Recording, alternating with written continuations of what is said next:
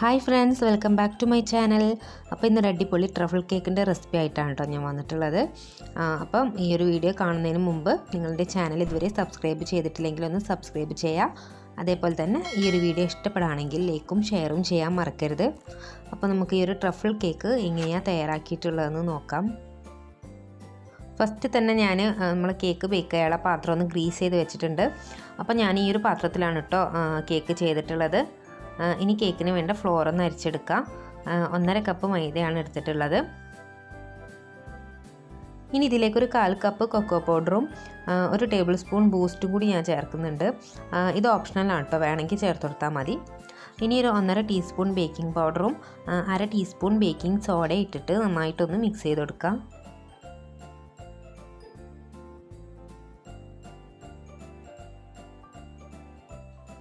ഇനി ഞാനിവിടെ ഒരു 7 മുട്ടയാണ് എടുത്തിട്ടുള്ളത്. ഇതിലേക്കൊരു 1.5 ടീസ്പൂൺ വാനില എസൻസും കൂടി ചേർത്തിട്ടൊന്ന് ബീറ്റ് ചെയ്യണം. അപ്പോൾ ഇതൊന്ന് പതഞ്ഞ് വരുന്ന സമയത്ത് 1.5 കപ്പ് പഞ്ചസാരയാണ് ഞാൻ എടുത്തിട്ടുള്ളത്. ഇനി ഇത് കുറേശ്ശെയായിട്ട് ചേർത്ത് കൊടുത്തിട്ട് നന്നായിട്ട് തന്നെ ഒന്ന് ബീറ്റ് ചെയ്തെടുക്കാം. മുട്ട നന്നായിട്ട് ബീറ്റായി വന്നതിന് ശേഷം ഇതിലേക്ക് ഒരു 2 ടേബിൾ സ്പൂൺ ഓയിലും കൂടി ചേർത്തിട്ട് ലോ സ്പീഡിലൊന്ന് ബീറ്റ് ചെയ്തിട്ട് ബീറ്റർ ഓഫ് ചെയ്യാം. ഇനി ഇതിൽ ഫ്ലോറൊക്കെ ഒന്ന് കുറേശ്ശെയായിട്ട് ഇട്ട് കൊടുത്തിട്ട് നന്നായിട്ടൊന്ന് മിക്സ് ചെയ്തെടുക്കാം. ഫ്ലോർ മിക്സ് ചെയ്യുന്ന സമയത്ത് ഇതിലേക്കൊരു ടേബിൾ സ്പൂൺ പാലും കൂടി ചേർത്തിട്ടൊന്ന് മിക്സ് ചെയ്യാം. ഇനി നമ്മുടെ ബാറ്റർ ഗ്രീസ് ചെയ്ത് വെച്ചിട്ടുള്ള പാത്രത്തിൽ ഒഴിച്ചിട്ട് നന്നായിട്ട് തന്നെ ടാപ്പ് ചെയ്തിട്ടൊന്ന് ബേക്ക് ചെയ്തെടുക്കാം.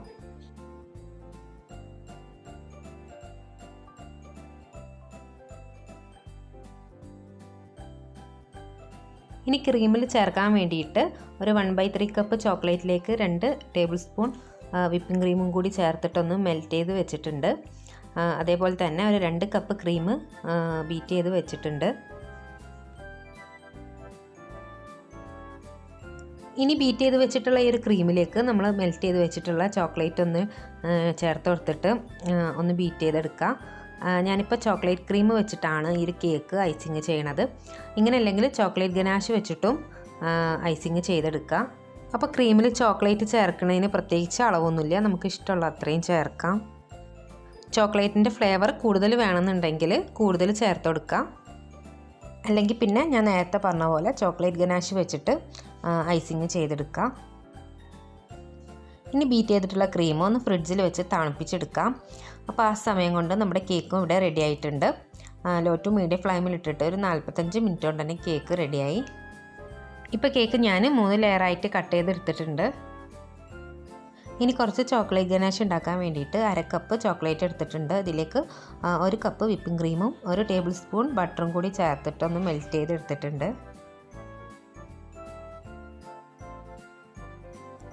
ഇനി ഐസിങ് ചെയ്യാൻ വേണ്ടിയിട്ട് ഫസ്റ്റ് ലെയർ വെച്ചെടുത്തിട്ടൊന്ന് വെറ്റ് ചെയ്തെടുക്കാം. ഞാനിവിടെ വെറ്റ് ചെയ്യാൻ വേണ്ടിയിട്ട് ഷുഗർ സിറപ്പിന് പകരം പാലിൽ കുറച്ച് ബൂസ്റ്റും പഞ്ചസാരയും കൂടി മിക്സ് ചെയ്തെടുത്തിട്ടുള്ളതാണ്. വെറ്റ് ചെയ്തതിന് ശേഷം ക്രീം ഒന്ന് സ്പ്രെഡ് ചെയ്തെടുക്കാം.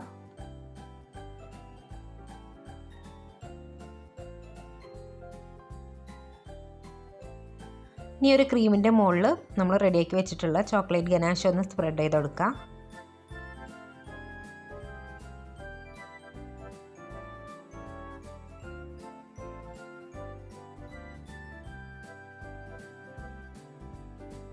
ഇനി ഇതേപോലെ തന്നെ ബാക്കിയുള്ള 2 ലെയറും വെച്ച് കൊടുത്തിട്ട് മൊത്തം ക്രീം അപ്ലൈ ചെയ്തിട്ടൊന്ന് ഫ്രോസ്റ്റിങ് ചെയ്തെടുക്കാം. ഇപ്പോൾ ലാസ്റ്റ് ലെയറും വെച്ച് കൊടുത്തിട്ടുണ്ട്. ഇനി ഒന്ന് ക്രം കോട്ട് ചെയ്തെടുക്കാം.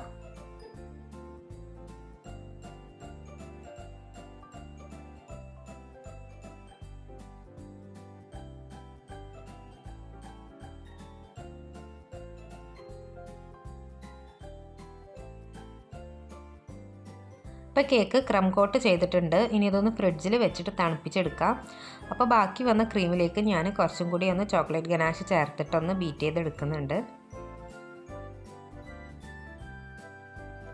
ഇനി ഈ ഒരു ക്രീം നമ്മൾ ക്രം കോട്ട് ചെയ്ത് വെച്ചിട്ടുള്ള കേക്കിലൊന്ന് അപ്ലൈ ചെയ്തെടുക്കാം.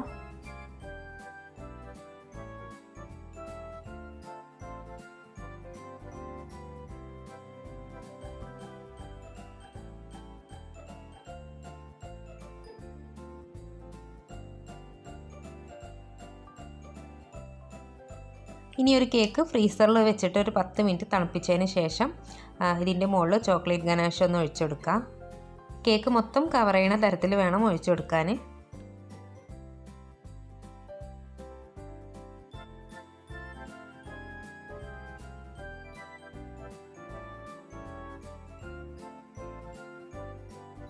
ഇപ്പോൾ ചോക്ലേറ്റ് ഗനാഷ് മൊത്തം കവർ ചെയ്തെടുത്തിട്ടുണ്ട്. ഇനി കേക്ക് ഡിസൈൻ ചെയ്യാൻ വേണ്ടിയിട്ട് ഞാൻ കുറച്ച് മിൽക്ക് ചോക്ലേറ്റ് മെൽറ്റ് ചെയ്തിട്ട് ഒരു പൈപ്പിംഗ് ബാഗിലാക്കിയിട്ട് ഇതേപോലെ ഒന്ന് ഡിസൈൻ ചെയ്ത് കൊടുക്കുന്നുണ്ട്.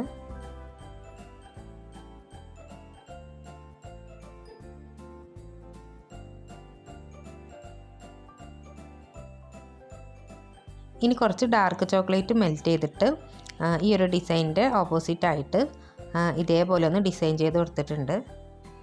ഇനി ഒരു ട്രാൻസ്പെറൻറ്റ് ഷീറ്റിൽ കുറച്ച് ചോക്ലേറ്റ് ഒന്ന് മെൽറ്റ് ചെയ്തിട്ട് ഒരു ഫ്ലവർ കട്ടർ വെച്ചിട്ട് ഇതേപോലെ ഒന്ന് കട്ട് ചെയ്തെടുത്തിട്ടുണ്ട്. ഇനി ഇതിൽ കുറച്ച് ഗോൾഡൻ ഡസ്റ്റ് ഒന്ന് ടച്ച് ചെയ്ത് കൊടുത്തിട്ട് കേക്കിൻ്റെ മുകളിലൊന്ന് ഡിസൈൻ ചെയ്തെടുക്കാം.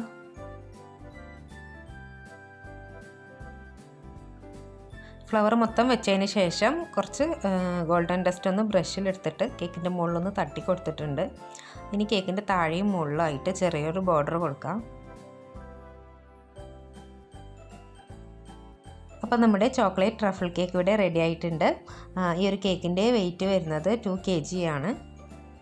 അപ്പോൾ ഇന്നത്തെ ഒരു ചോക്ലേറ്റ് ട്രഫിൾ കേക്കിൻ്റെ റെസിപ്പി നിങ്ങൾക്ക് ഇഷ്ടപ്പെട്ടിട്ടുണ്ടെങ്കിൽ ലൈക്ക് ചെയ്യാനും ഷെയർ ചെയ്യാനും മറക്കരുത്.